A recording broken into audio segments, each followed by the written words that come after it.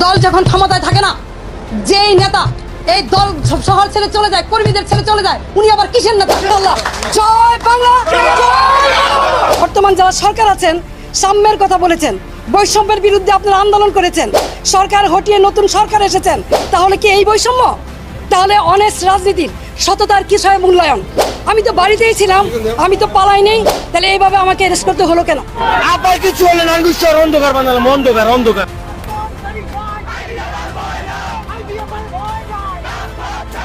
এ যেন এক অন্যায়ের বিরুদ্ধে প্রতিবাদের লড়াই। সিটি মেয়র আইবি রহমানকে গ্রেপ্তার করায় উত্তাল নারায়ণগঞ্জ শহর। বর্তমান সরকারের প্রশাসনকে তীব্র নিন্দা জানিয়েছেন নারায়ণগঞ্জবাসী। সৎ সাহসী নারায়ণগঞ্জের বাঘিনীকে অন্যায়ভাবে গ্রেপ্তার করেছে ইউনূসের প্রশাসন, যার ফলে রাজপথে নেমে এসেছে আইবি রহমানের হাজার হাজার কর্মী সমর্থক, যা অবাক করেছে গোটা দেশের মানুষকে।